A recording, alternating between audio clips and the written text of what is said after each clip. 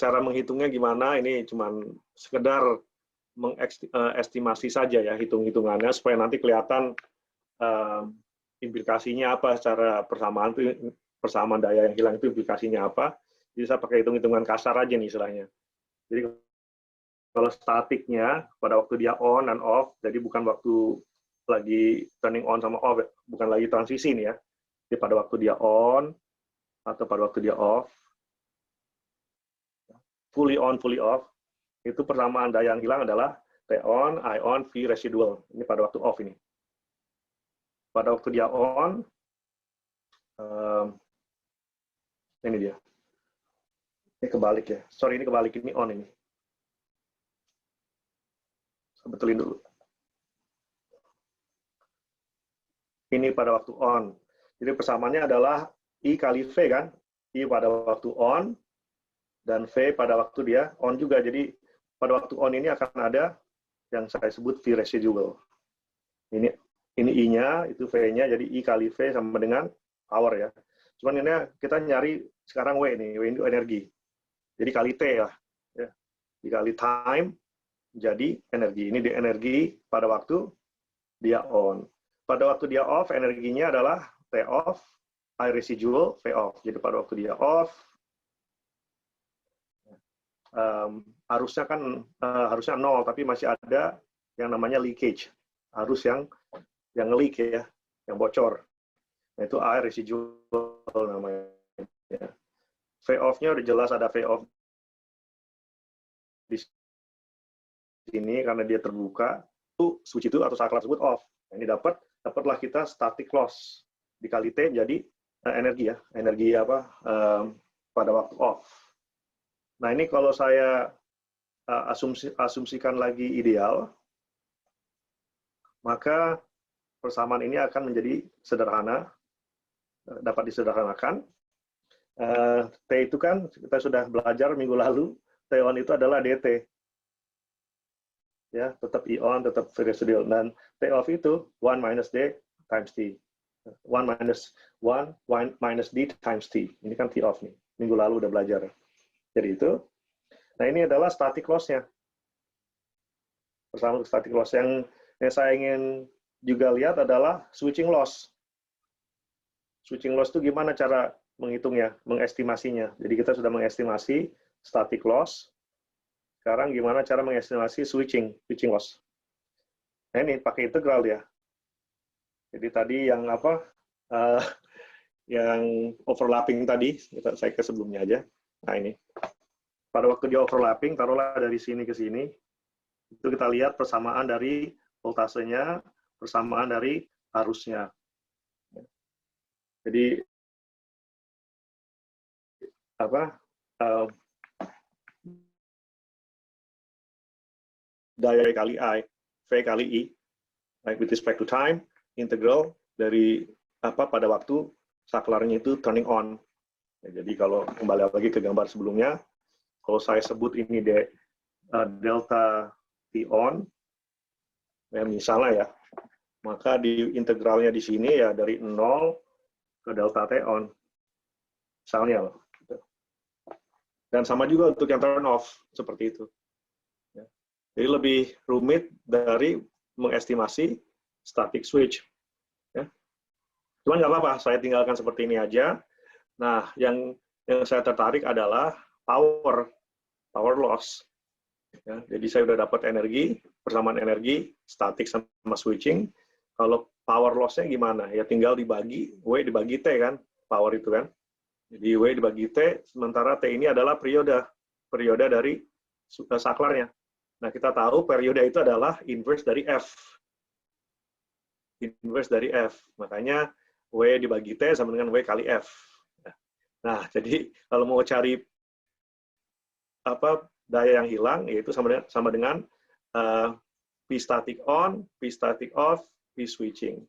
Nah, ini kan sudah dapat persamaannya dari atas ini. Untuk apa? P static on itu adalah W static on dibagi T, P static on off, sama dengan W static off dibagi T. Ya ini, ini udah ada nih persamaannya. Tinggal dibagi T aja. Harusnya jangan ke situ, panahnya jangan ke situ, harusnya ke kemari. Nah, ini ke sini, masukin ke sini, tinggal dibagi T, ya ini juga masukin ke sini, tinggal dibagi T. Kalau dibagi T kan T-nya hilang nih. T-nya hilang di sini, T-nya hilang di sini, akhirnya jadilah seperti ini persamaannya. Itu untuk static ya, static loss. Tapi yang switching ini, yang ruwet ini kan, ini switching nih. Ya saya biarkan aja seperti itu, nggak usah dibuka-buka persamaannya, taruhlah P switching aja. Nah, dibagi T juga kan berarti kan? Kalau dibagi T berarti sama dengan dikali F. Ya, jadi W dibagi T sama dengan W dikali F. Jadi seperti ini. Ya, persamaannya. Ya saya biarkan aja seperti ini. Kenapa? Karena dari sini kita bisa melihat kekurangan dari PWM di hard switching. Kekurangannya apa? Ini ada F-nya di sini nih. Ada F-nya. Artinya apa? Di PWM, atau kalau kita memakai teknologi PWM, maka hati-hati, semakin tinggi switching frekuensinya, maka akan semakin tinggi switching loss-nya. Ini kan switching loss nih. Semakin tinggi F yang kita pakai, switching frekuensinya, maka akan semakin tinggi switching loss-nya. Jadi ini adalah salah satu kekurangan yang sangat buruk dari PWM. Ya, jadi sangat membatasi pengoperasian dari PWM. Nah, itu tadi. Oh, ini udah saya rangkum di sini. Note that switching losses is linearly proportional to switching frequency. Ya, seperti ini. Makes it challenging to use very high switching frequency in PWM. Jadi udah saya pernah cerita ya. Yang sering saya lihat sekarang itu sekitar 2 MHz, itu udah yang paling tinggi yang saya lihat itu sekitar segitu. Kebanyakan pakainya itu masih 500 kHz, 250 kHz, dan sudah ada yang pakainya sampai 2 MHz. Ya karena itu semakin tinggi switchingnya nih, loss-nya akan semakin tinggi, jadi semakin panas itu saklarnya. Benefits of higher switching frequency, kenapa sih industri kok pengen meninggikan frekuensinya? Ya banyak benefitnya. Salah satunya adalah smaller physical size of the magnetic component, seperti inductors and transformers makin kecil. Input-output kapasitas juga, kalau kita ingat, ya mungkin susah diingat ya, minggu lalu saya sudah kasih persamaan untuk kapasitans. Itu biasanya inverse of F. Ya, jadi bisa mengecilkan kapasitor kalau F-nya semakin tinggi. Filtering juga akan terbantu, karena nanti filternya akan semakin kecil juga yang diperlukan. Nah, ini juga bandwidth-nya semakin tinggi kan, kalau dia frekuensi semakin tinggi, bandwidth-nya juga semakin tinggi, maka transient response-nya juga akan semakin cepat. Ini 3 keuntungan dari meningkatkan switching frequency. Makanya mereka berlomba-lomba untuk industri ini berlomba-lomba untuk bisa tetap meningkatkan switching frequency. The amount of overlap shapes the switching which produces switching loss. Nah, ini yang kita sebut sebagai switching trajectory. Jadi karakter dari gimana tadi dia overlap-nya itu akan menentukan besarnya switching loss. Makanya perlu kita melihat apa yang namanya switching trajectory supaya bisa melihat behavior ya, perilaku dari switching transition tersebut. Supaya nanti kalau kita tahu switching trajectory-nya, nanti kita bisa ngakal-ngakalin lah istilahnya. Bisa kita cari metode gimana supaya switching trajectory-nya kita ubah gitu. Nah, ini konsep dari snubber sebenarnya. Snubber itu adalah peralatan yang kita pakai untuk mengubah switching trajectory. Tapi sebelum kita ubah, kita harus tahu dulu dong switching trajectory-nya seperti apa gitu kan. Makanya saya ingin kupas dulu atau papar sedikit tentang switching trajectory. Switching trajectory sendiri artinya apa? It describes switching transition. Switching transition behavior by looking at the position of voltage across and current through a switch during switching transition. Time of switching transition is not represented. Jadi kita ngelihatnya pakai kurva IV namanya, IV curve. Dan ini nanti akan sangat useful kalau kita bandingkan dengan yang namanya SOA, Safe Operating Area, yaitu salah satu batasan yang diberikan oleh manufacturer dari saklar. Mereka akan memberikan info seperti ini, yang namanya SOA, supaya nanti pada waktu kita mengoperasikan saklar tidak keluar dari batasan-batasan yang ada dari Safe Operating Area. Nah, gimana kita tahu batasan batasan itu dilebihi atau enggak dengan melihat switching trajectory. Ya. Nah, ini contoh switching trajectory ya. Ini yang ideal. Yang ideal saja nih, yang sangat ideal ini kan, kelihatan ideal sekali. Ya, kalau kita gambar switching trajectory-nya itu seperti ini, sebelah kanan ini. Jadi I itu di y-axis, V-nya tegangan itu di x-axis. Jadi dia trajektorinya seperti ini, dia ke arah aksisnya saja, nggak kemana-mana, dia anteng aja dia di situ dia. Itu yang ideal. Nah kalau kita lihat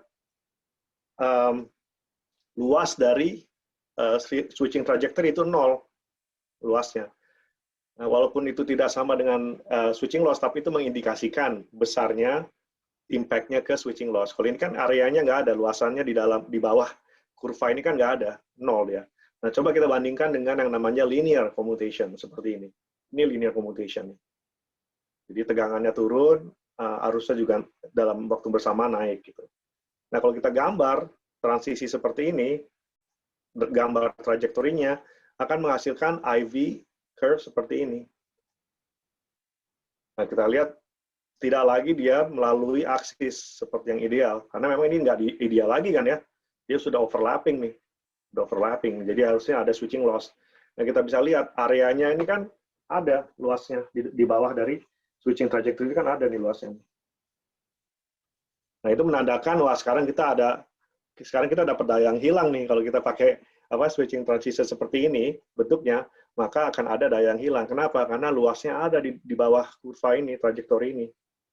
Semakin besar luas yang di bawah kurva dari trajektori ini, semakin besar juga energi loss-nya. Nah, bukan energi loss, power loss-nya. Ya. Nah, ini pengukuran langsung dari lab ya, bukan lab saya, tapi saya ambil saya lupa dari mana ini. Nah, ini time domain sama switching trajectory-nya. Nah, ini time domain-nya nih. Ini kan arus nih, IDS. Berarti ini MOSFET ya. ID. Nah, ini turun. Berarti dia apa nih? Turn off nih. Ini turn off nih. Saya taunya dari mana? Karena arus turun dia. Dari tinggi ke rendah. Ini voltasenya nih, VDS nih. Dari rendah ke tinggi. Berarti dia turn off kan? Nah, nanti kita bisa lihat dia ada ringingnya, ini kan udah masuk ke parasitic components-nya, dan dia ada overlapping. Dia overlapping tuh. Nah, kalau kita gambar, ini bisa sebenarnya kita dapatkan di osiloskop. Kita ubah aja setting di osiloskopnya ke XY namanya, nggak salah XY. XY plot. Ini dapat trajektorinya tuh, pakai osiloskop. Ya, kalau saya nggak salah, XY plot disebutnya kalau di osiloskop. Ya. Dapat ya, kita bisa lihat nih, trajektorinya sangat tidak bagus. Kenapa? Karena dia rectangular, ya rectangular, kayak mirip-mirip malah bujur sangkar ya. Kenapa nggak bagus? Karena kan luasnya jadi tinggi, besar luasnya. Artinya power yang hilang artinya banyak. Dibandingkan dengan misalnya yang turn on nih. Karena dia off, udah pasti ini turn on ya. Ini turn on nih. On, taunya dari mana? Ini voltase dari tinggi ke rendah, ya betul. Dari arusnya dari 0 ke tinggi, ya berarti ini benar turn on. Nah, ini agak susah ngeliat overlapping-nya, cuman kalau kita ubah ke XY plot, dapat nih trajektorinya nih. Dapat. Seperti itu. Ya. Dan ini lebih bagus ya trajektorinya daripada yang off. Yang on ini lebih bagus. Kenapa? Karena dia areanya lebih kecil tuh. Artinya daya yang hilang juga akan lebih kecil. Dia persis seperti yang saya bilang sebelumnya, bahwa turning off itu biasanya lebih parah daripada turning on. Nah, ini lanjut ke safe operating area. Jadi dari switching trajectory, jadi mudah-mudahan udah jelas ya switching trajectory itu apa. Ya, jadi diubah aja dari time domain ke IV atau XY plot. Nah, kenapa penting? Karena bisa kita hubungkan ke yang namanya safe operating area. Jadi perusahaan-perusahaan saklar ini biasanya mereka menyediakan informasi SOA ini. Ya, ini menyediakan batasan-batasan pengoperasian dari saklar. Nggak boleh lebih dari batasan tersebut. Jadi contohnya ini ada 3 batasan nih. Ini umum sekali ini yang 3 ini. Ya, dari sini kita bisa lihat ini batasan apa nih yang atas nih. Udah jelas itu adalah batasan dari arus. Jadi arus dari saklar nggak boleh yang lebihin ini. Ini apa yang kanan nih? Karena dia berhubungan ke x-axis, berarti dia batasan dari voltase, tegangan. Nggak boleh lebih dari ini. Kalau lebih, ini rusak saklarnya. Nah, yang ini apa nih? Ini namanya power atau thermal. Thermal limit, atau power lah, V kali I ini. Nggak boleh lebih dari garis ini, gitu ya. Jadi ada power limit, current limit, voltage limit, ada juga second breakdown, saturation boundary, dan sebagainya. Nah, ini menarik dilihat, ya. Ini sangat praktis menurut saya. Kenapa banyak orang tidak lagi memakai BJT saat ini untuk sebagai saklar. Ini jadi saya mau cerita bentar aja. Saya sekarang lagi proyek dengan NASA sebenarnya. Ada proyek dengan NASA untuk membuat power supply mereka.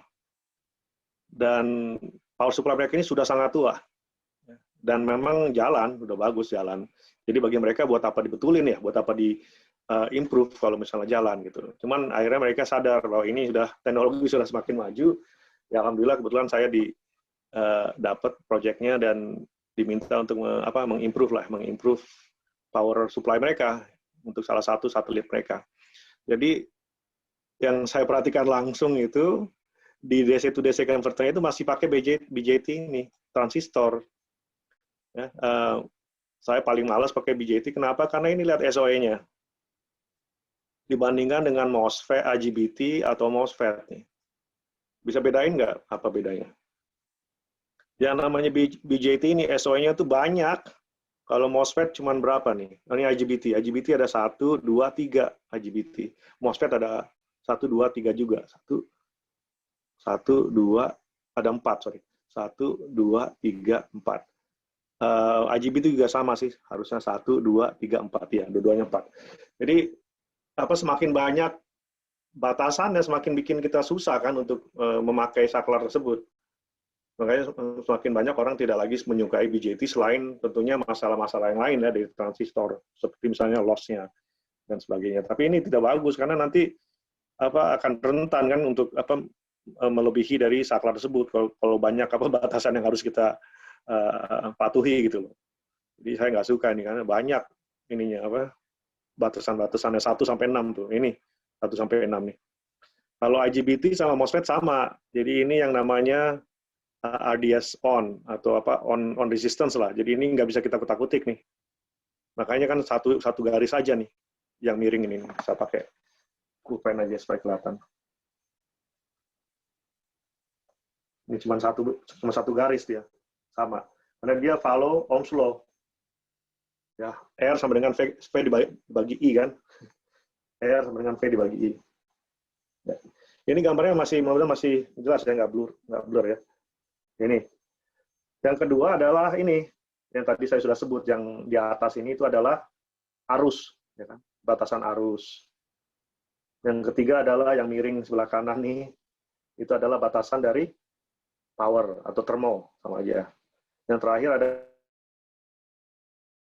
adalah tegangan atau V.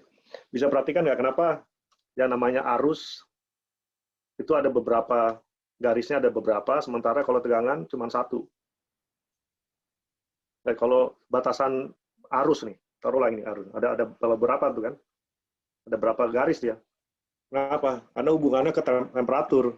Itu tergantung dari arusnya itu berapa besarnya kan, akan mengakibatkan temperatur yang berbeda. Makanya kalau kita lihat batasannya, lihat nih, untuk yang MOSFET aja ya. Kalau dia arusnya DC, artinya kan apa? Arusnya selalu ada ya, selalu ada. Makanya batasannya lebih rendah tuh untuk DC. Sementara kalau pulsa yang kecil-kecil arusnya yang seperti ini ya, semakin kecil T-on-nya nih, pulsa lebar pulsanya, maka semakin tinggi dia batasannya. Contohnya nih, kalau dia 10 milisecond, dibandingkan dengan 10 mikro. Mana yang paling tinggi, yang lebih tinggi batasannya? Jelas aja 10 mikro. Di atas dia di sini dia batasannya. Sementara yang 10 mili di sini batasannya. Gitu. Ya, jadi mudah-mudahan bisa dipahami. Sama juga dengan power, berhubungan dengan power tuh. Berhubungan, sama saja. Nah, kenapa kalau tegangan itu cuma satu? Ya karena itu absolut tegangan. Jadi kalau batasan struktur dari saklarnya itu cuma bisa handle 100 volt, ya udah nggak bisa lagi kita mau temperaturnya berapa ya tetap aja 100 volt. Gitu. Jadi kalau tegangan itu biasanya cuma satu batasannya. Nggak bisa tergantung dari voltase atau nggak bisa tergantung dari arus atau temperatur. Gitu. Ya. Terus gimana caranya kita minimize switching loss? Ini udah mulai masuk ke snubber nih. Caranya gimana? Itu dengan cara improve device characteristics, add snubber circuit, atau implement soft switching. Ini mudah-mudahan besok saya kasih contoh aja satu ya besok. Terus add snubber circuit itu adalah salah satu metode untuk minimize switching loss, mengurangi switching loss. Yang pertama, improving device characteristic, ini bukan bidang saya, cuman ya ini contoh-contohnya ya. Contoh 1 dan contoh 2, di mana dengan memajukan teknologi di bidang device physics bisa meningkatkan efisiensi dari saklar. Ini contohnya ini IGBT nih, konvensional misalnya ya. Ini dengan yang improve. Kelihatan kan tail-nya ini, buntutnya ini, yang lama itu lebih panjang dari buntut yang sekarang. Yang ini lebih bagus untuk efisiensi. Karena overlap-nya jadi lebih sedikit kan yang ini. Nah, lebih improve dia, lebih bagus untuk dipakai ini. Sama juga yang ini, teknologi apa, kalau nggak salah ini silicon carbide ini. Kita bisa lihat nih energinya akan semakin kecil dibandingkan dengan yang konvensional. Atau ini device packaging juga nih. Jadi apa dengan menggunakan teknologi packaging yang berbeda, bukan device fisiknya, tapi teknologi packaging yang berbeda. Yang ini packagingnya itu TO247 3L, yang ini TO247 4L. Saya nggak tahu bedanya apa, yang mungkin lebih besar ini 4L ini. Tapi dengan cara mengganti packagingnya, ternyata bisa juga meminimize daya yang hilang, baik itu dari switching maupun dari conduction. Ya, langsung ke snubber ya. Jadi improving device characteristic itu bukan bidang saya, jadi saya nggak akan mencoba memaparkan. Yang yang saya lebih tertarik adalah yang nomor 2 sama nomor 3, yaitu snubber circuit. Jadi snubber circuit itu apa? Snubber circuit itu adalah rangkaian yang kita pasang di saklar. Supaya apa? Supaya switching trajectory-nya, ingat kan switching trajectory tadi, bisa berubah. Sehingga dapat merubah switching loss-nya. Jadi bayangkan kalau misalnya switching trajectory-nya tadinya IV ya. Switching trajectory-nya tadinya seperti ini misalnya. Ya, gimana caranya? Ini kan luasnya sangat tinggi. Gimana caranya supaya merendahkan, minimize switching loss? Dengan mengubah trajektorinya. Kalau misalnya trajektorinya saya bisa ubah seperti ini. Nah, seperti ini. Itu kan lumayan. Sekarang luasnya akan semakin kecil gitu kan. Dan akan lebih efisien.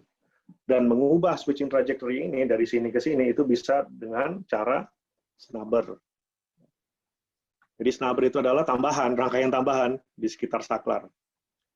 Karena dia rangkaian tambahan, makanya harus hati-hati karena sebelum kita tambah, yang ada kan cuma static loss, switching loss, gitu kan, sama yang lain-lain di DC to DC.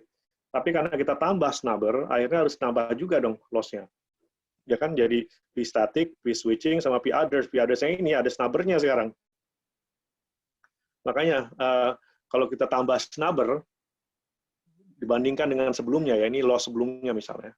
Kalau sudah kita tambah snubber, maka yang sudah pasti turun, daya yang hilangnya itu adalah switching-nya, udah pasti turun dia. Makanya saya kasih tanda panahnya ke bawah, udah pasti turun. Tapi P others-nya bisa naik atau bisa turun. Hati-hati makanya yang ini nih, hati-hati nih. Kalau kita tambah snubber, sekali lagi ya, kalau saya tambah snubber, sudah pasti switching loss-nya itu turun. Tapi bukan berarti P others-nya turun, bisa jadi malah meningkat kalau nggak hati-hati. Makanya P totalnya bisa lebih tinggi sebenarnya kalau nggak hati-hati. Jadi lebih tidak efisien dengan snubber. Gitu. Makanya harus hati-hati pakai snubber. Type of snubber itu ada turn off, turn on, tapi yang saya tertarik adalah turn off. Kenapa? Karena saya bilang tadi kan, turn off itu biasanya yang punya masalah. Turn on biasanya tidak banyak masalah. Jadi orang banyak memakai turn off.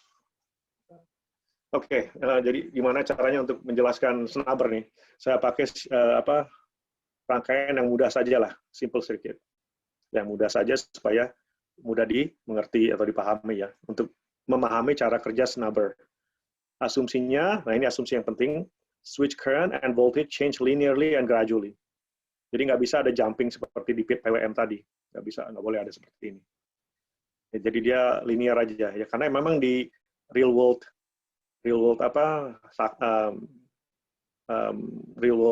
switch ya, real world switch kan atau saklar yang ada di real world itu kan nggak bisa dia seperti ini. Pasti berubahnya akan memakan waktu, gitu. Jadi itu asumsinya. Yang kedua, apa lagi? Yang kedua adalah load is highly inductive that it can be represented by current source. Yang ketiga, requires freewheeling diode to keep the load current flowing. The switch is fully off. Jadi seperti inilah gambarnya. Contohnya pakai BJT saja, transistor saja supaya lebih simple lah ya. Cuman yang jadi fokus sebenarnya bukan transistornya sendiri, tapi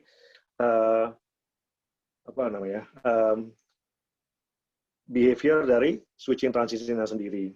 Nah, kalau kita lihat ini load-nya itu current source karena dia taruhlah dia selalu ada ya. Dan ini yang namanya freewheeling diode dan ini switch kita nih, saklar kita nih. Nah, dari KVL ya. KVL kita tahu bahwa supply voltage itu sama dengan PL plus PQ. Di VS sama dengan PL plus PQ, ini yang pertama. Oke. Itu harus lah ya. Persamaan itu yang selalu akan valid. Jadi VS sama dengan VL plus VQ. Oke. Yang kedua pakai KCL ya. Itu IL sama dengan IQ plus ID. Ini. IL itu ini sama dengan ID plus IQ. Nah, jadi beneran ya. Oke. Mudah-mudahan nggak ada yang protes. Oke. Nah, di sini apa? Sebelah sini ya. Sebelah sini aja. Nah, ini transisinya seperti apa nih? Kita bisa lihat. Pada waktu dia turning off dulu ya. Turning off. Turning off itu berarti sebelumnya ada arus nih. Ya, sebelumnya ada arus. Pada waktu dia turning off, VQ increases to VS. Jadi voltase di saklar ini dia naik dulu. Naik dulu. Seperti ini nih. Gambarnya nih. Naik dulu. Secara linear, kan asumsinya linear ya. Naik dulu secara linear. Naik dulu, baru nanti setelahnya sampai sama dengan VS, baru arus bisa turun, baru arus di saklar bisa turun. Kenapa bisa begitu? Kenapa nggak misalnya, kenapa nggak arusnya dulu yang turun? Kenapa nggak arusnya dulu yang turun? Misalnya arusnya dulu turun seperti ini. Kenapa kok dia, kalau kita lihat gambaran nih, kenapa dia tegangannya dulu, tegangan di saklarnya yang naik dulu. Sedangkan arus tetap aja dia anteng kan, arus tetap aja dia konstan tuh. Pada waktu tegangan naik, arusnya tetap sama, yaitu IL. Arus di saklar ini. Jadi arus di saklar ini tetap aja IL, sementara tegangannya dia tambah naik. Linear, secara linear. Kenapa? Ya karena ada dioda ini. Ya. Jadi kalau misalnya arusnya dulu yang turun, maka implikasinya apa? Berarti implikasinya harus ada arus yang melalui dioda. Pakai KCL tadi kan. Kalau arus yang ini, tadi kan IL arusnya nih. Dari IL, kalau arusnya turun dulu secara perlahan, berarti kan IQ plus ID sama dengan IL. Jadi pada waktu IQ-nya turun, ID-nya harusnya naik. Berarti harus ada arus di sini. Benar kan? Seperti itu. Nah, terus masalahnya apa? Ya kalau ada arus di dioda, berarti diodanya harusnya on, harus forward bias. Ya. Kalau dia harus forward bias, berarti apa? Berarti VQ ini harusnya tetap tinggi, dia, nggak boleh turun. Dia tetap VS. Karena kalau misalnya tegangan saklar ini turun juga, maka akan ada voltase di sini pakai KVL aja. Kalau ada voltase di sini, kalau VQ-nya ini sudah mulai naik juga, misalnya ya, kalau misalnya VQ-nya langsung ke, maaf, maksud saya kalau misalnya VQ-nya ini ikut naik juga, berarti ini kan artinya akan forward bias, akan reverse bias. Saya hapus saja supaya nggak bingung.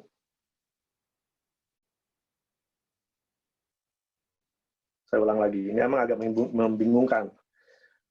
Tegangannya kan 0 tadinya nih, ini 0 di sini nih. Kalau misalnya arusnya turun duluan, berarti kan harus ada arus yang naik ke atas ya. Dan pada waktu dia 0, berarti ini apa? VL kan? VS. Kalau dia 0 berarti VS. Kalau VS berarti dia reverse bias. Berarti diodanya off. Kalau diodanya berarti nggak ada arus dong. Gitu kan? Berarti kalau pengen arusnya turun dulu, diodanya harus on. Kalau diodanya harus on, maka voltasenya harus 0. Nggak boleh positif.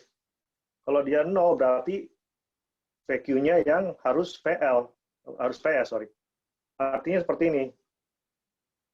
Kalau saya turunkan dulu arusnya, seperti ini, maka implikasinya voltasenya akan loncat. Seperti ini voltasenya. Kalau nggak percaya, silakan dianalisa lagi. Ini VQ-nya akan loncat ya. Gitu. Dan ini kan asumsinya udah salah. Tadi asumsinya bilang ini tidak sejalan dengan asumsi kan. Karena asumsinya tadi bilang kedua-duanya harus selinier perubahannya. Jadi kalau arusnya turun duluan, maka akan menghasilkan tegangan saklar yang loncat seperti ini, tidak linier lagi. Dan ini tidak sejalan dengan asumsi yang sudah kita berikan sebelumnya gitu ya. Makanya ini nggak bisa. Dan juga selain itu kita bisa lihat kalau misalnya seperti ini, maka jumlah overlapping-nya juga semakin parah dong. Gitu ya, semakin parah. Karena dia tinggi nih voltasenya.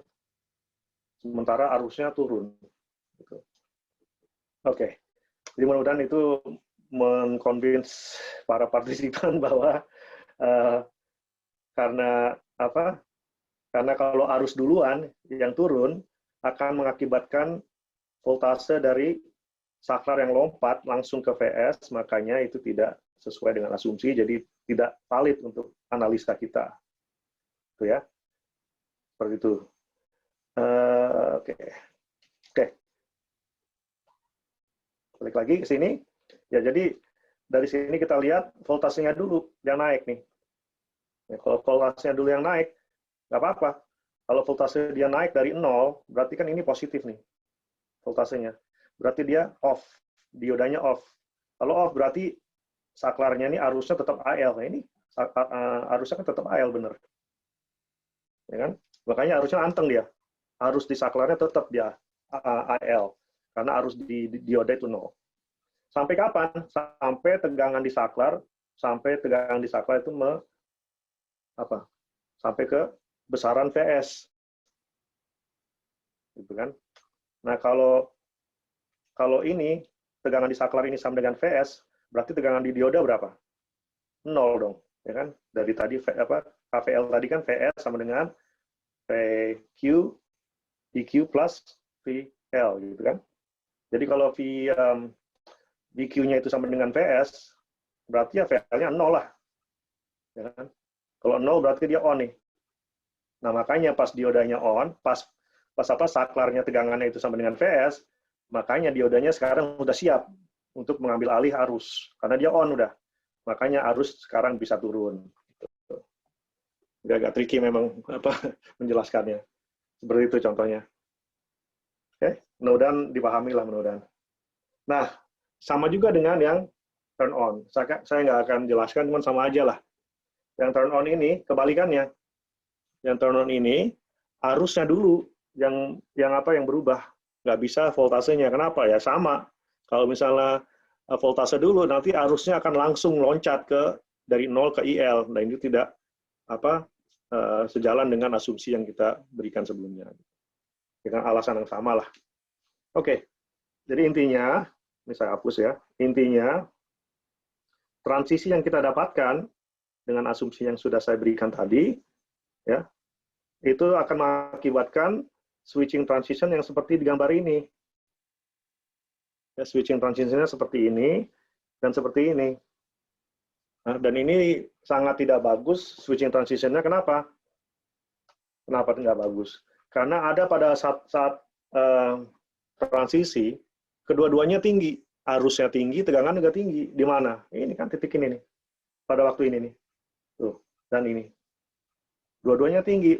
Tegangannya tinggi, arusnya tinggi. Ini juga sama, tegangan tinggi, arusnya tinggi. Maka ini menjadi daya yang puncak untuk daya yang hilang. Kalau saya gambar P kali I, gambarnya dia segitiga. Kedua-duanya segitiga. Dan ini adalah mewakili dari daya yang hilang pada waktu switching.